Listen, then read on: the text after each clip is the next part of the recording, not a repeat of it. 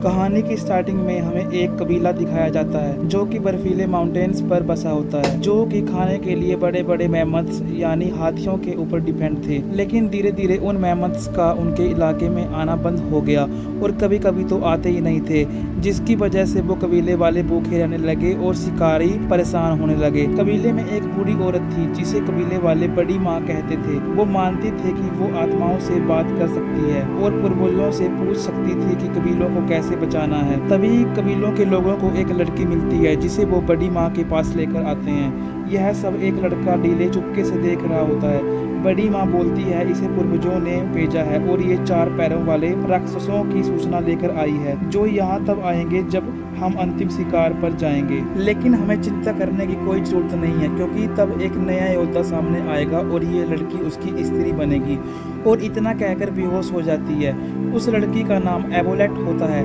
फिर हमें डीले के फादर दिखाए जाते हैं जिन्हें बड़ी माँ की भविष्यवाणी की चिंता थी। उनके पास सफेद बाला था। वो अपने एक दोस्त को बोलते हैं कि तुम मेरे लड़के डीले का ख्याल रखना और किसी को मत बताना कि मैं क्यों जा रहा हूँ। सफेद बाला अपने दोस्त को देकर चला जाता है।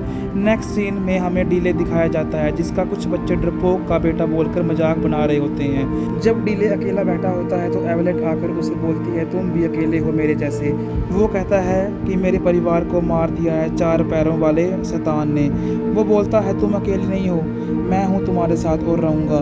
फिर कई सालों के बाद हमें डीले दिखाया जाता है जो कि पहले से बड़ा हो गया था। एबोलेट डीले को बोलती है कि चलो हम यहाँ से भाग जाएं। डीले कहता है मैं अपने बाप की तरह यहाँ से नहीं भागूंगा। वो एबोलेट को एक लॉकेट दिखाकर एबोलेट को कहता है कि हमारे मिलने का एक ही रास्ता है, मनक का शिकार मैं ही करूँ। तभी उन्हें बड़े बड़े मैमथ्स का झुंड दिखाई पड़ता है। डीले के फादर के फ्रेंड बोलते हैं जो भी आज ये मनक का शिकार करेगा उसे इनाम में ये सफेद बाला दिया जाएगा। सभी शिकारी मेहमत के झुंड के पीछे बाले लेकर पड़ जाते हैं जिनमें डीले भी होता है। वो एक मेहमत पर पत्थर गिराकर उसे जाल में पकड़ लेते हैं, लेकिन वो मेहमत जाल लेकर ही भागने लगता है। डीले अकेले ही उस मेहमत के पीछे जाल से लटकर चला जाता है। वो मेहमत पर बाले से वार करता है लेकिन उसे कोई फर्क नहीं पड़ता। मेहमत उस पर अटैक करने ही वाला होता है। डीले उसे पत्थरों वाली जगह में ले जाता है जिससे वो मेहमत गिर पड़ता है और बाला उसके अंदर पूरा घुस जाता है। वो मनक यानी मेहमत का शिकार कर लेता है। बड़ी माँ उसे वो सफेद बाला दे देती है और उसे एबोलेट मिल जाती है। उस दिन के बाद उसे कोई डरपोक कहकर नहीं बुलाने लगा। एबोलेट डीले को बोलती है कि टिक टिक हमारे साथ खुशी क्यों नहीं मना रहा। फिर डीले टिक टिक के पास जाकर कहता है यह मेरी गलती है कि मैंने सबके साथ शिकार नहीं किया। टिक टिक कहता है झूठ के सहारे सफेद बाला पाना या काल कबीले की परंपरा नहीं है। नेक्स्ट सीन में डीले एबोलेट को कहता है मैंने वो बाला टिक टिक को वापस दे दिया है क्योंकि मैंने भी दूसरों की तरह जाल को छोड़ दिया था, बस मेरा हाथ उसमें फंस गया और मनक अपने आप मेरे पास चला आ गया। मैंने उसे नहीं मारा, जिसे एबोलेट बहुत दुखी होती है। फिर कई दिन उस यकाल कबीले पर बर्फ का तूफान आता है। एक रात उस कबीले पर घुड़सवार हमला कर देते हैं और वो कबीले के औरतों और कुछ लोगों को बंदी बनाकर ले जाते हैं जिनमें एबोलेट भी होती है। डीले कर्ण और टिक टिक उन घुड़सवार की तरफ ऊंचे पहाड़ों पर निकल पड़ते हैं। उनके पीछे बाकू भी आ जाता है। कहता है उन्होंने मेरी माँ को मार डाला, मैं उन्हें नहीं छोड़ूंगा, और उनके साथ पहाड़ों पार चल पड़ता है। एबोलेट डीले द्वारा दिए गए लॉकेट के टुकड़े रास्ते में छोड़ रही होती है जो कि उन सैनिकों को पता चल जाता है कि ये लड़की निशानी छोड़ रही है। वो एबोलेट के हाथ पर बूत मारते हैं। अगले दिन वो लॉकेट खून से लथपथ डीले को मिलता है और तीनों घने जंगलों से निकलने लगते हैं। डीले को वो घुड़सवार सैनिक और एबोलेट दिख जाती है। डीले बोलता है हमें आज ही इन्हें छुड़वाना होगा, लेकिन टिक टिक कहता है आज रात नहीं, इन्हें पता है कि इस जंगल में खतरा है और हमें भी एक एक कर पहरा देना होगा।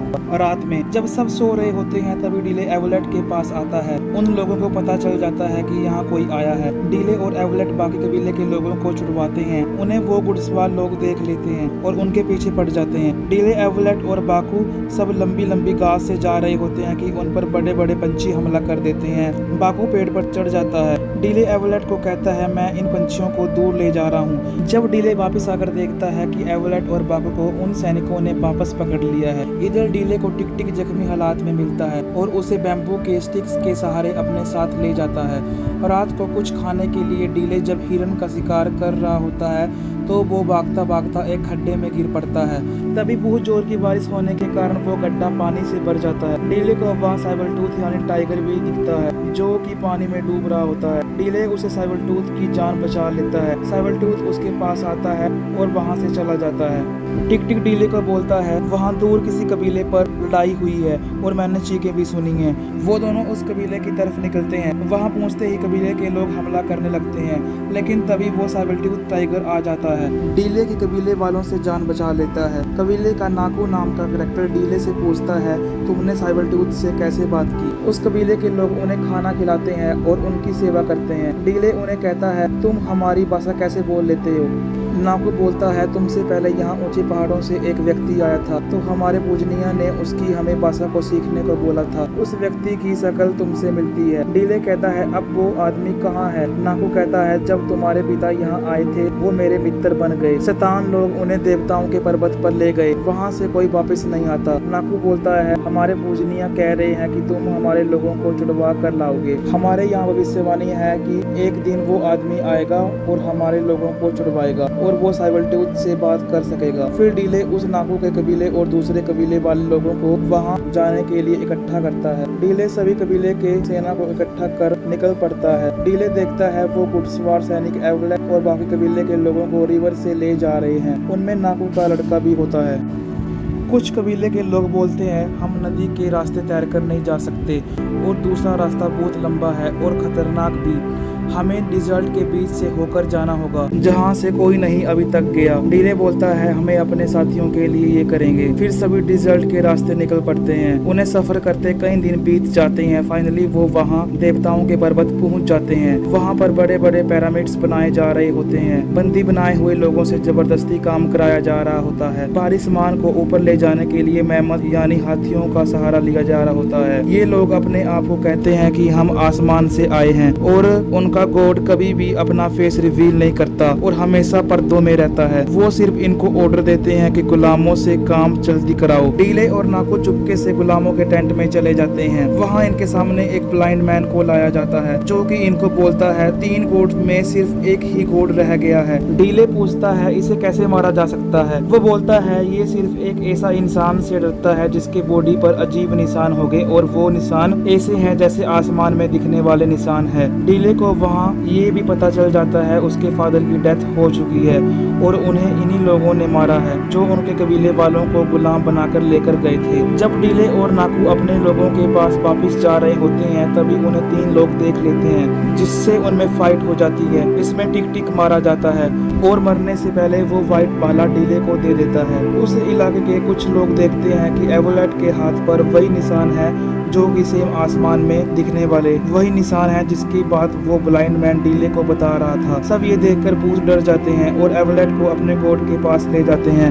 वो लोग गॉड को ये भी बताते हैं कि इनके पीछे कुछ ट्राइब्स के लोग भी आ रहे हैं। अगले दिन डीले के लोग मजदूर बनकर अपने लोगों के पास जाते हैं। तभी वहाँ डीले के लोग जंग शुरू कर देते हैं। वहाँ बड़े बड़े मेहमत यानी एलिफेंट भी होते हैं। जंग की वजह से वो भी इधर उधर भागने लगते हैं और उस इलाके के कई लोगों को कुचल मार देते हैं। उनका गॉड बोलता है एवलेट को बाहर ले जाओ, अगर लेबर नहीं रुकी तो इसे मार देना। एवलेट को बाहर लेकर आया जाता है।